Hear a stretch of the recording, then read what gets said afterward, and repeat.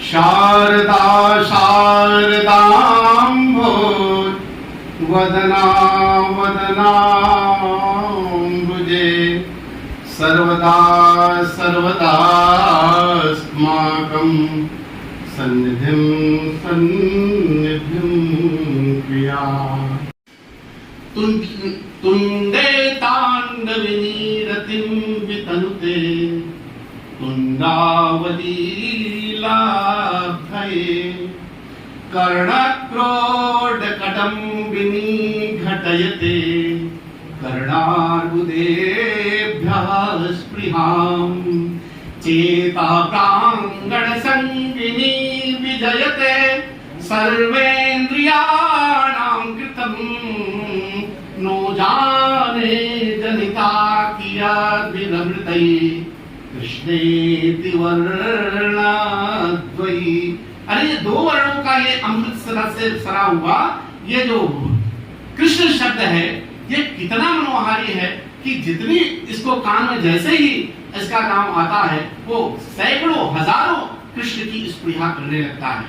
ये गौरांग महाप्रभु और चैतन्य का इतना गाढ़ आलिंगन किया कि उन्होंने उसको बिल्कुल आलिंगनबद्ध कर दिया। कहा रूप अब मैं तुम्हारे सामने, वहां की खुद नतमस्तक हो गए और कहा कि तुम अब जो है अब मेरे लिए शिक्षित, तुम वृंदावन पे ही रहो और वृंदावन में जाकर के वहां का वृंदावन वहां का विहार करो और वर्णन करो। तो वृंदावन जाकर के वो वर्णन करने लगता है।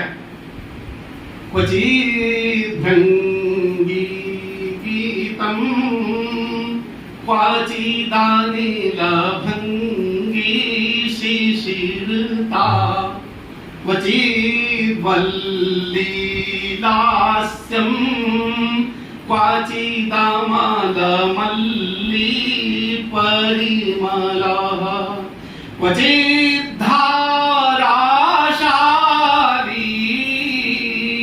कनकफलपाली रसभरो ऋषिकाणां वृन्दं प्रमदायति वृंदावनमिदम्। ऐसे पद्य हैं कि मैं सुनाता रहूं तो आप लोग उन पद्यों को सुनते सुनते भाव विभोर होते रहेंगे। ऐसे सारे पद्य हैं उसमें। तो इस प्रकार के तो ये जो रूप है, इस प्रकार से रूप गौड़ी जो हमारा रूप का इतना महात्म्य बढ़ा कि वृंदावन में तो फिर वृंदावन के सत स्वामियों में दामोदर एक मंदिर शायद वहां पर उनकी समाधि में दोबारा दिखा भी हो। और फिर प्रयाग में रूप गौड़ी मठ आपका जो है ये बंगाली लोग इसके विशेष रूप से उपासक होते हैं। हम लोग कृष्ण भक्त तो सब होते हैं, लेकिन इनका जो स्थान मूल है वो बंगाल की धरती से है और बंगाल की धरती से ये सारे पूरे देश में और आज ने इस्कॉन ने इसको पूरे विश्व में व्याप्त कर रखा है। तो ये सिद्धांत वही है व्यवहारिक जीवन में।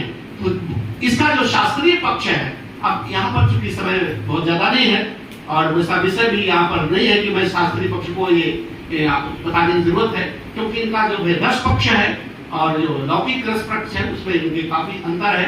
उनका फिर एक शास्त्रीय विभाजन है पूरा। इस पर आज का जो विषय है प्रयाग की गौड़ी भक्ति परंपरा, ये वास्तव में रूप गोस्वामी जो है ये चैतन्य महाप्रभु के गौरांग महाप्रभु के परम शिष्य थे। और प्रयाग में इनका महात्म्य क्यों है ये आप सब जानते हैं कि रूपानुग संप्रदाय, यहाँ पर रूप गौड़ी मठ भी है। रूप गौड़ी मठ की स्थापना यहाँ पर हुई है और अब तो उसका नवीनतम स्वरूप भी है। तो इसका एक प्राचीनतम स्वरूप जो ये प्रयाग की तीर्थराज की धरती है। आप सब जानते हैं कि कोई भी चाहे जितना बड़ा संत हो, महात्मा हो, चाहे शंकराचार्य, रामानुजाचार्य, वल्लभाचार्य, चाहे चैतन्य महाप्रभु, कोई भी ऐसा दार्शनिक, कोई भी ऐसा विद्वान, कोई भी ऐसा तपस्वी, यहाँ की जब ब्रह्मा की तपस्थली रही है, ब्रह्मा ने अपने 100 यज्ञों को करने के कारण प्रतिष्ठो यागः सह प्रयागः इस नाम से इसको सार्थक किया। तो फिर सामान्य व्यक्ति इस प्रयाग की धरती से कैसे अछूता रह सकता है। तो ये प्रयाग की धरती एक एक से विद्वानों की, एक एक से संतों की, एक एक से तमाम विद्वानों की कर्मस्थली रही है। और दूसरे शब्दों में एक और बहुत आश्चर्य की बात मैं आज बता है, आज वो उसी किताब का प्रचार कर रहा है। भक्ति रसामृत सिंधु ही उनकी मुख्य किताब है जिसको वो बांटता फिरता है और उसी का जो है गुणगान कराता है। इस्कॉन भी उसका एक अपडेट मॉडर्न आज जो टाइप जो है वो भी गौड़ीय संप्रदाय को ही लेकर के आगे बढ़ रहा है। तो ये रूप जो है इन्होंने साहित्य की दृष्टि से, देखिए हम लोग साहित्य के विद्यार्थी हैं, हम लोग भक्ति केवल जो है ऐसे नहीं, हम लोग शास्त्रीय ढंग से भी उसका विश्लेषण करते हैं। तो मेरा जो शोध कार्य हुआ तो शास्त्रीय ढंग से हुआ। भक्ति रसामृत सिंधु को शास्त्रीय आचार्यों की दृष्टि से मैंने उसको लिया। तो विदग्ध माधवम और ललित माधवम को भक्ति रसामृत सिंधु में भक्ति रस के परिप्रेक्ष्य में इन्होंने बिल्कुल निकष पर इसको उद्धृत किया, ललित माधवम को भी और विदग्ध माधवम। विदग्ध माधवम में ब्रज लीला है, राधा और कृष्ण की गोविंद उनकी जो है श्रृंगार माधुर लीला, मधुर लीला है। और ललित माधवम एक नाटक उसी का अंग है। तो बड़ी इसकी कहते हैं कि जगन्नाथपुरी में गौरांग महाप्रभु ने कहा कि तुम वो रूप वहां चलो, वहां पर हम भेंट होगी। तो हरिदास की कुटी में वो रहते थे और महाप्रभु रोजाना वहां पे दर्शन करके जब प्रातः काल आते थे वहां पर, तो एक पद गुनगुनाया करते थे। हमारे साहित्य के विद्यार्थी जानते हैं कि एक संस्कृत कांता भक्ति होती है। कांता भक्ति में हर भक्ति जो है, कबीर भी मानते हैं हरि मोहि राम हरि मोहि राम की बहुरिया। तो कांता भक्ति इसकी बड़ी मुख्य जो है मुख्य विषय है। कांता भक्ति गौरांग महाप्रभु में भी थी। वो जब लौटते थे तो गुनगुनाया करते थे, यहाँ को मार हरा। तो इसको उन्होंने कभी सुन लिया तो इतने श्रद्धालु थे महाप्रभु के प्रति कि रूप जो है उनके हृदय की बात को समझ लेते थे कि उनके मन में क्या चल रहा है, और ये रूप गोस्वामी उसको समझ लेते थे। और जब वो बैठक किए तो वो जो है एक पत्र लिख रहे थे और पत्र में उन्हीं के भावों को वो एकदम तो अंतर्यामी थे। महाप्रभु जो है अंतर्यामी रूप कहा कि रूप तुम क्या लिख रहे हो, तो वो चुटका जो कहते नहीं तो चुटका छिपा करके वो रख रहे थे। तो कहा इसको खींच लिया उन्होंने, कहा ये तुम क्या लिखे हो। वो जान गए कि कुछ मेरे भावों को लिख रहा है। तो वो देखिए कि एक भक्त का और एक कैसा हृदय होता है। गौरांग महाप्रभु स्वयं ही राधा अपने को प्रस्तुत करते थे, कृष्ण को जो है हरि को ही सब कुछ मानते थे, और वही भक्ति यदि वहां प्रदर्शित कर रहा व्यक्ति है तो एक बड़ा ललित पद है। बीच बीच में आप देखिए कि कितने मधुर पद भी हैं उनके। अब पद क्या है कि वो कुरुक्षेत्र में कभी भेंट हुई है राधा से कृष्ण की, तो वो उस स्थान को याद करता है, ये वही तो कुरुक्षेत्र है, मैं वही राधा हूँ, ये वही कृष्ण है, और ये वृंदावन है, वही केली कुंज है। आज फिर से इसी यमुना किनारे मेरा मन जो है प्रमुदित हो रहा है। वो पद्य जो है गुनगुना रहे थे, तो महाप्रभु ने कहा इसको सत्स्वर सुनाओ, तो वो सुनाए। वो पद्य है, प्रियाः सोऽयं कृष्णः साहचारी कुरुक्षेत्रमिलितास् तथाहं सा राधा तादिदमुभयो सङ्गमसुखम् तथाप्यन्तः केलं मधुरमुरली पंचमजुषे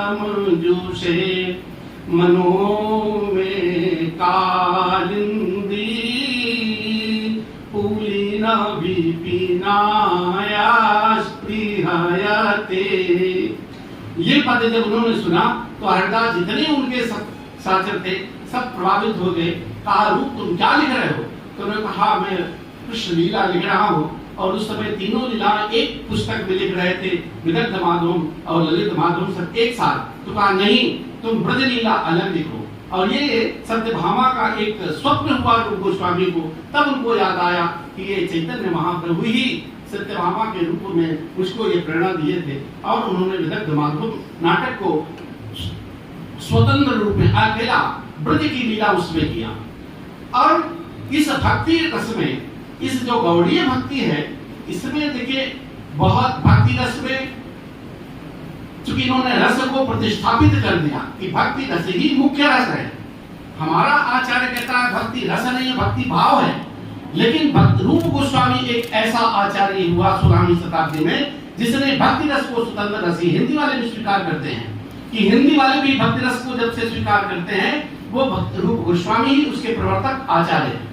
और वो दोनों अकाट्य ग्रंथ ऐसे हैं उज्ज्वल निर्मल और भक्ति रसामृतम, जिनको की शास्त्रीय धरातल पर वो आचार्य भरत मुनि के सिद्धांत को लेकर के जो विभावान भाव विचारी संचारी संयोगार रस निष्पत्ति की धारा थी उस आधार पर ही इसको प्रवर्तित किया।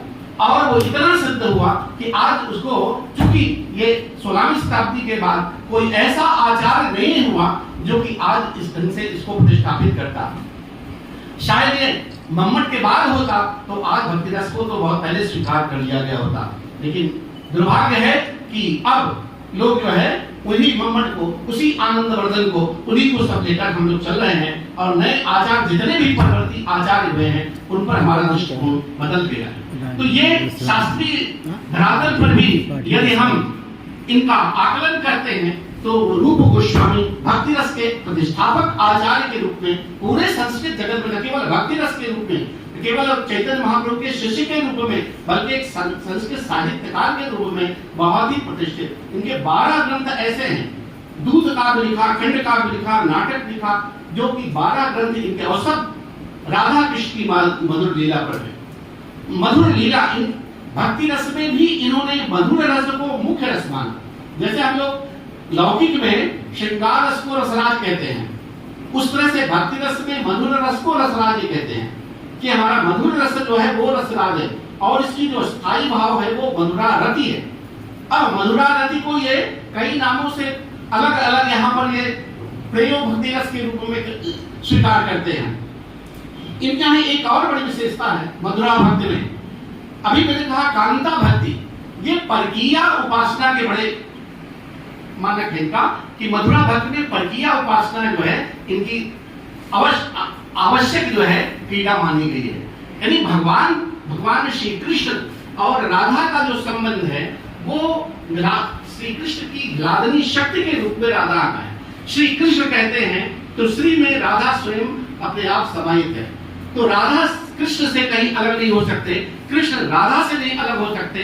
तो कृष्ण की लादनी शक्ति के रूप में कृष्ण का अवतार ही इस लोक में रसास्वादन के लिए हुआ है, लोक आलादन के लिए हुआ है, रस चरवणा के लिए हुआ है।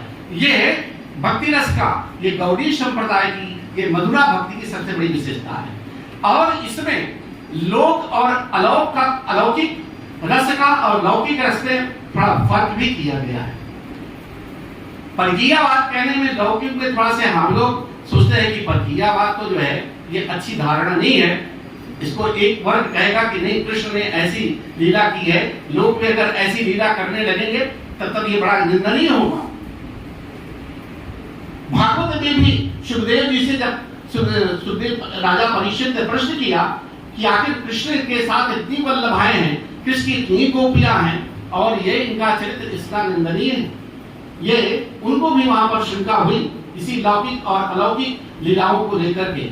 तो वहां पर उनको ये समाधान यही दिया गया कि देखिए कृष्ण का जो स्वरूप है वो रस अवतार है, रस के वो रसिक शिरोमणि है, साक्षात रसराज है। तो इसलिए उन अग्नि का स्वरूप जलाना होता है।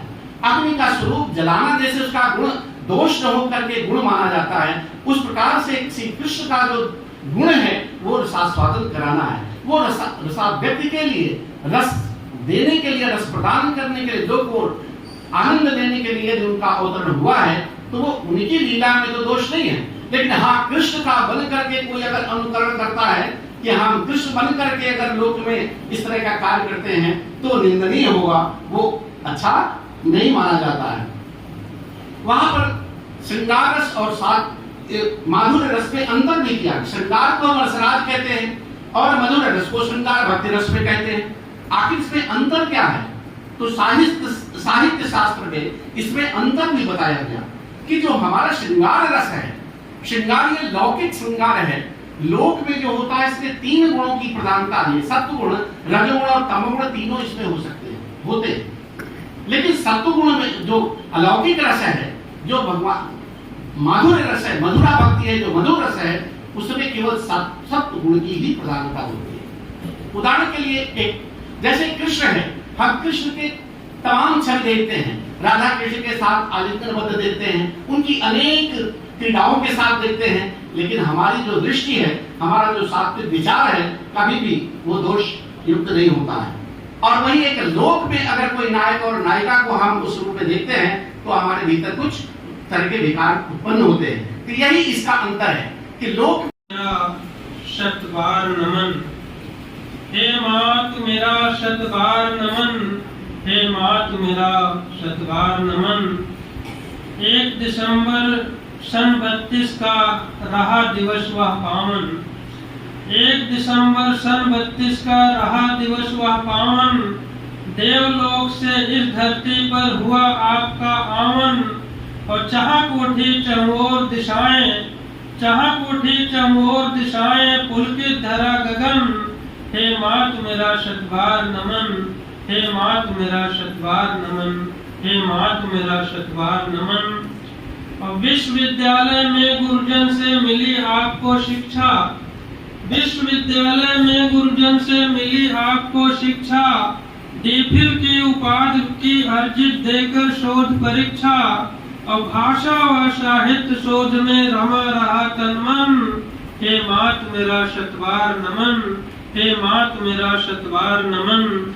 और अध्यापन संग मौलिक लेखन और रहा संपादन, अध्यापन संग मौलिक लेखन और रहा संपादन। और शोध कराया बहुतों को भी दे अपना निर्देश।